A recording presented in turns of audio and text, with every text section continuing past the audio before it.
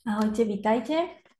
Prihovárame sa vám v našej letnej edícii, ktorú nahrávame 12.8. v auguste. A zišli sme sa tu dnes, aby sme otvorili tému manipulátorov, Áno. manipulovania.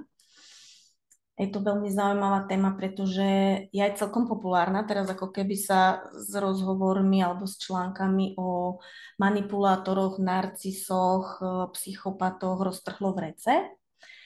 A je to možno aj preto, že o, také zaujímavé, že v určitých dobách môžeme možno povedať aj vývoja ľudstva, Mhm. sa tieto poruchy osobnosti začnú ukazovať ako keby viac. Áno. Viac ľudí nimi trpí a začne sa tým pádom viac o nich hovoriť. No a údajne aj preto, aby upozornili ľudí na niečo v spoločnosti, čo je nezdravé Áno. alebo zlé. Čo je v nesúlade, niekde v nerovnováhe. Nie zlé, áno, skôr nerovnováhe, dajme. Mhm. Ja som počúvala asi pred 2 týždňami jeden podcast, ale už neviem teda to meno toho psychiatra českého, ktorý práve hovoril o tom, že vždycky bola nejaká krivka psychiatrických ochorení, ktorá teda už sa niekoľko rokov, možno aj storočí vlastne pozoruje a nikdy nebol taký náraz psychiatrických ochorení, ako to je dnes. Ale zároveň si myslím, že sme v tak rýchlej dobe a často sa s tým aj stretávam, kedy často tá diagnostika práve kvôli tomu, že tí lekári sú tak často vyťažení a majú tak krátky čas na toho pacienta. Alebo klienta, nemusí byť každý hneď pacient. Áno. Ináč mi tam šlo na začiatku to slovo klient. Tak často tá diagnoza nie je správna. A niekedy stačí naozaj málo, z nášho pohľadu možno už málo, pre toho človeka, ktorý má problém, to môže byť veľa. Ale niekedy naozaj stačí zmena životného štýlu a často tí ľudia prestávajú mať problémy, ktoré sú diagnostikované ako nejaké psychiatrické ochorenie. Žijeme vo svete, kde sme si nastavili, že všetci máme mať rovnakú stravu, všetci máme byť v systéme, všetci máme počúvať nejakú autoritu, všetci máme robiť niečo takto, lebo tak nás to naučili a tak sa to patrí. A pritom už vieme dávno, že často aj z tohto akoby tlaku toho vonkajšieho tej spoločnosti vznikajú tie ochorenia. A tým, že vlastne akoby chceme žiť všetci podľa nejakých pravidiel, ktoré už ale dávno neplatia a nepozeráme sa naozaj na tú individualitu nás, tak práve tam cez tie tlaky a cez tú konzumnú spoločnosť, ktorá je naozaj veľmi pokrivená, a sa potom vlastne oslabujú tie naše tela, to naše myslenie sa oslabuje a tým, že vlastne tie tlaky sú naozaj zo všetkých strán, tak ľudia, ktorí sú trochu citlivejší, môžu mať vlastne cez tú citlivú psychiku pocit, že majú nejakú diagnózu. Ale nemusia ju mať. A nemusia ju mať, ale tým zase, že často sa stretávam aj s tým, že ten lekár vlastne... No, poďme takto, hej, že trošku ťa preruším. K tebe, my tento rozhovor nahrávame aj preto, že k tebe v poslednej dobe chodia takíto klienti. Alebo mi píšu, hodne mi píšu. Hodne, áno. A vlastne ty nenahrádzaš, musíme povedať, že nenahrádzaš psychiatra, áno, ale do určitej miery im vieš pomôcť. Viem im dať inšpiráciu a vhľad. Nepomáham. Áno, vieš im dať inšpiráciu a vhľad. Nepomáham. Ale nepracuješ s ľuďmi, ktorí užívajú liečbu, ktorí majú nastavenú psychiatrickú liečbu. Áno, v tomto momente je to tak, pretože vnímam, že cez psychiatrickú liečbu vlastne ten človek má potlačené tie emócie, pretože vždy je to tak, že tá tabletka niečo potlača alebo dorovnáva, čo vlastne prirodzene v tom tele v tomto momente nejde. Ale to je teraz. Ak ten človek naozaj s tým začne pracovať a začne sa to meniť a možno liečbu vysádzať, tak je možnosť konzultácie ako urobiť to, aby sa zlepšil ten stav, čo môžem v tom živote skvalitniť, čo môžem zmeniť. Akoby dať im tú podporu toho, čo môžu mať inak, ako to bolo doteraz. A ty si spomenula pritom aj zmenu životného štýlu. Áno. A to znamená, ktorá môže pomôcť, a to sa nám zdá celkom jednoduchšie, ako podstupovať nejaké liečby. A takže tá zmena životného štýlu to môže byť aj popracovanie si na našich traumách a programoch. Môže, ale úplne tou najjednoduchšou zmenou životného štýlu je zmena stravovania. To je akoby, to vnímam ako niečo, čo je prvoradé, pretože zase naučili sme sa, že všetci sa nejako stravujeme. Už to máme od jaslí, od škôlky, od školy, dostávame tam všetci rovnakú stravu. A pritom každý sme individuálni a nie všetci sme uspôsobení na to, aby sme tú stravu jedli takto jednotne. To znamená, každý sme inak citlivý, na každého vplýva inak tá strava. Niekto má menej takého vitamínu, takého minerálu, niekto potrebuje posilniť jedno, niekto niečo iné. A už to nám hovorí o tom, že potrebujeme sa stravovať podľa seba, nie podľa toho, ako nám to tu nastavil ten systém.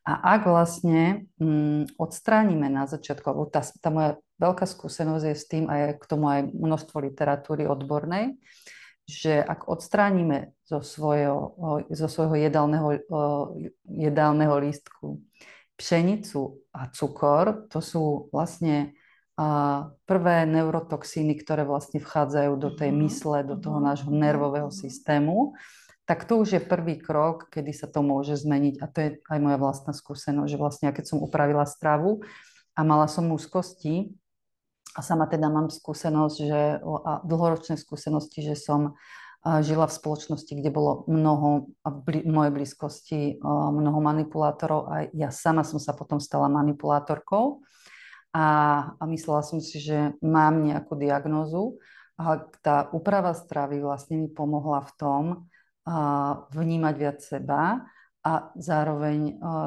tá hlava prestala vymýšľať, akoby prestala mi nanúcovať to, že vidím niečo, čo je zlé, že mi niečo hrozí, že proste sa cítim zle, aj tie pocity sa začali meniť. To je veľmi zaujímavý postreh.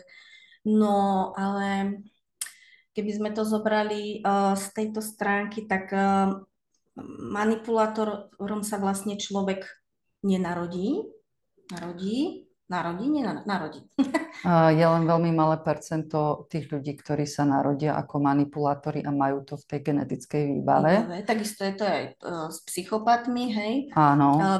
Väčšie percento týchto poruch osobností vzniká na základe našich skúseností, výchovy, prežitých traum z rodiny. Čiže si ich ako spoločnosť vytvárame sami. Áno. Štatistiky hovoria o tom, že tých akoby diagnóz a diagnostikovaných ľudí na celom svete je 16% a oni potom vychovávajú, áno. Hovoríme teraz o manipulátoroch. Čiže manipulátori, kde môžeme radiť psychopatov, môžeme tam radiť narcisov, ale aj akoby iné ešte psychiatrické ochorenia. A oni potom, alebo týchto 16% vlastne vychováva ten zvyšok sveta. Takže vlastne my sme generácia, ktorá vyrastala v tých zlozvykoch, tých manipulácií a často manipulujeme a nevieme o tom. Že to sú také drobné manipulácie, ktoré sme sa naučili. Áno, práve to idem povedať, tam ti zase do toho skočím, že vlastne my sme asi vychovávaní a spoločnosť je nastavená tak, že asi manipulujeme všetci. Áno. Hej, bez toho, že by sme o tom vedeli často, bez toho, že by sme si to uvedomovali. A tam potom my rozlišujeme, že či ide o manipuláciu vedomú alebo nevedomú. Hej? Lebo aj napríklad ten automatický súhlas, keď niekomu pritakáš, tak už môže byť manipulácia. Áno, lebo chceš mať pokoj a vlastne nechceš ísť do konfliktu. Áno, ak utekáš pred konfliktom a nechceš viac s tým človekom sa rozprávať, tak mu automaticky pritakáš a súhlas znamená, že ho odzbrojíš. Ale treba povedať, že nie je to nič, čo by bolo zlé. Ide o to pozorovať to, že to tak mám a zvedomovať si, prečo to robím. A niekedy naozaj je to potrebné, pretože sú situácie, z ktorých A v tom momente neviem odísť, nechcem sa zapájať do konfliktu, nechcem to riešiť a proste vnímam to tak, že teraz to takto mám, aj to v poriadku. Nejdem sa za to teraz nejak bičovať a proste rozmazávať to a ľutovať sa, že ako... Hej, čiže aby sme to nedávali do druhého extrému, ale je dobre to vedieť, aby sme mohli na tom pracovať. Čiže je rozdiel, keď manipulujem z pozície obete? Určite áno, lebo tej akoby negatívnej energie je tam oveľa viac. A rola obete je vlastne najväčšia, ako taká... proste keď som v roli obete, tak ten druhý sa nevie brániť. Takže komunikovať s niekým, kto je v roli obete, ako ja to dnes tak vnímam, tak to proste nemá význam. Ty sa neustále namotávaš. Keď som ja obeť, vieš, že ja som obeť manipulátora a nechcem s ním rozoznám, lebo vedomý človek vie rozpoznať manipulátora.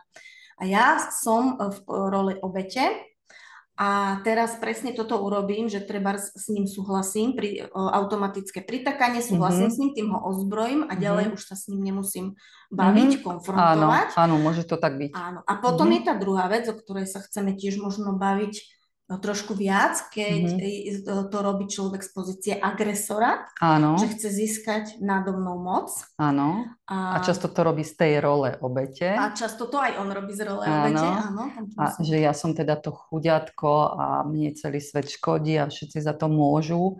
A takáto komunikácia býva veľmi náročná a z vlastnej skúsenosti môžem povedať, že ak je niekto v roli obete a zamotáte sa do toho rozhovoru, tak z neho nevidíte. Tam není cesta. Proste buď ten rozhovor hneď na začiatku ukončím, alebo proste sa zamotám.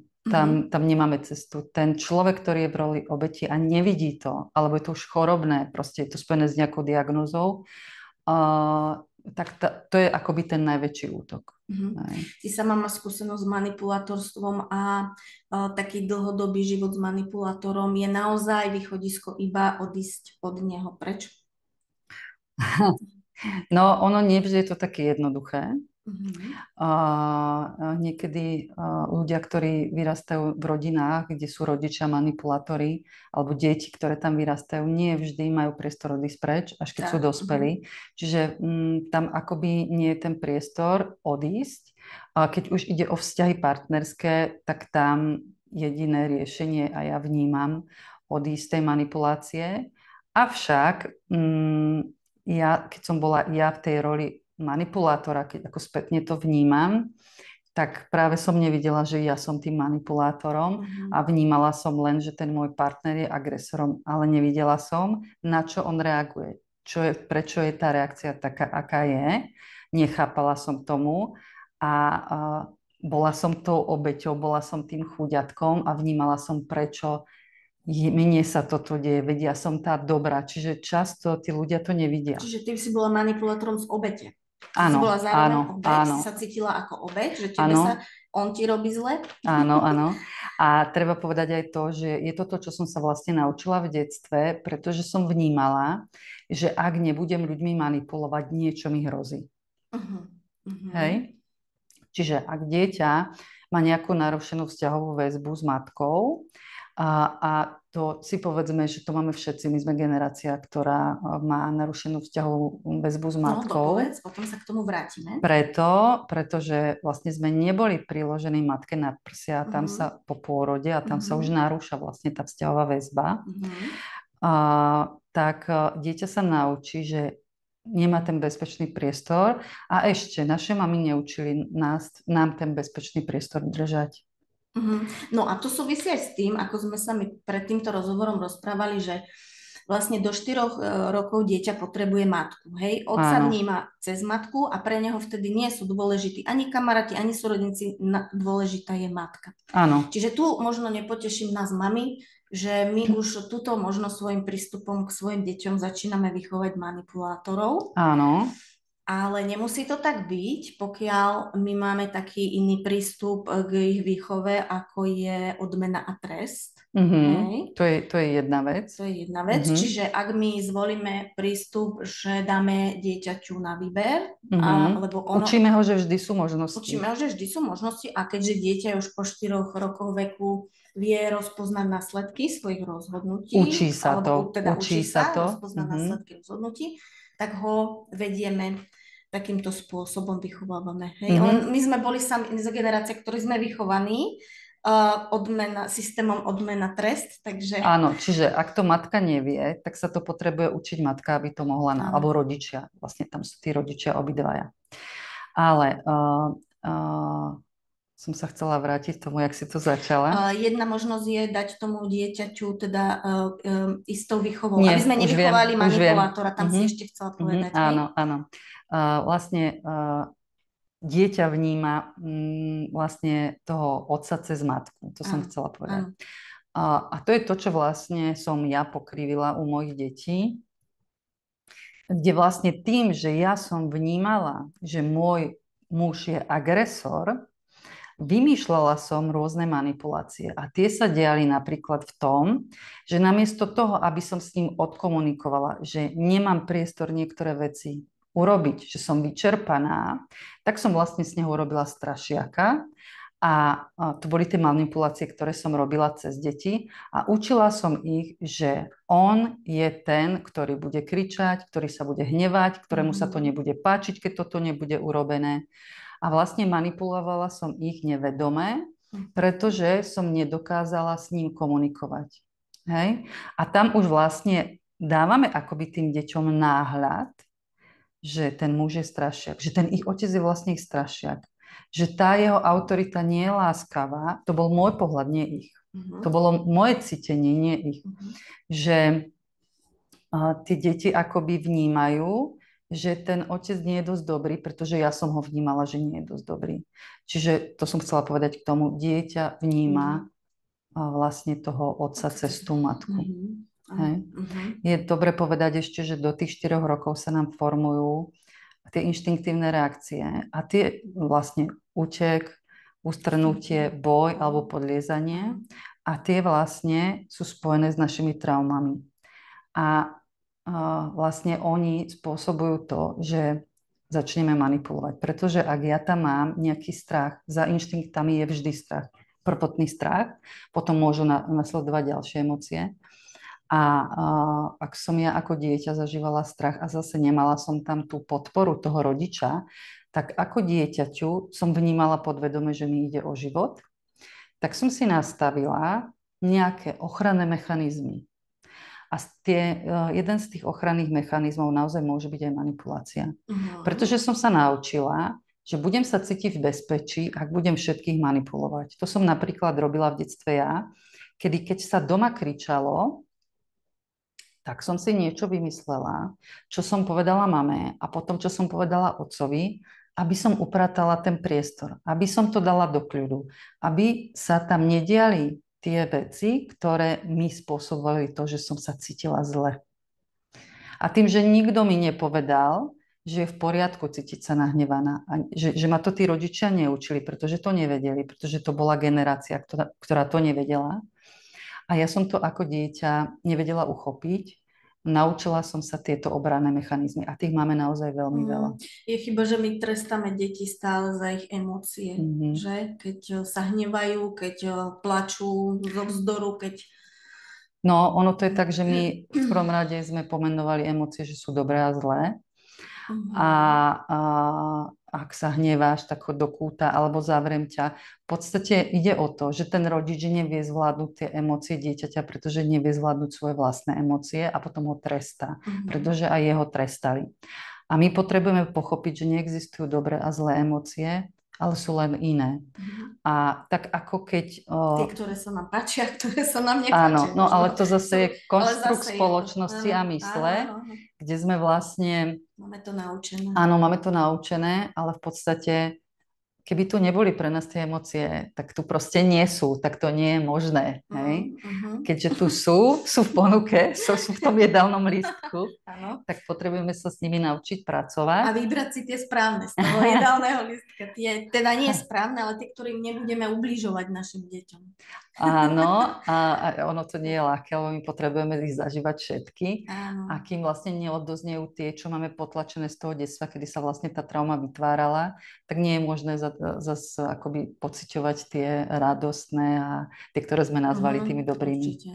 Ide o to naučiť sa zdravo prejavovať všetky emócie, pretože sú naozaj pre nás potrebné a dovoliť si to, dovoliť sa hnevať napríklad. A dovoliť to aj našim deťom. A dovoliť to aj našim deťom a držať im tú energiu, keď to potrebujú, byť tam pre nich, byť tou podporou. A zároveň vnímať, že aj počasie, keď je príliš veľa slnka, tak rastlinky sa spália, nemáme žiadnu úrodu a potrebujeme aj ten dážď. A tak je to aj s našimi emóciami.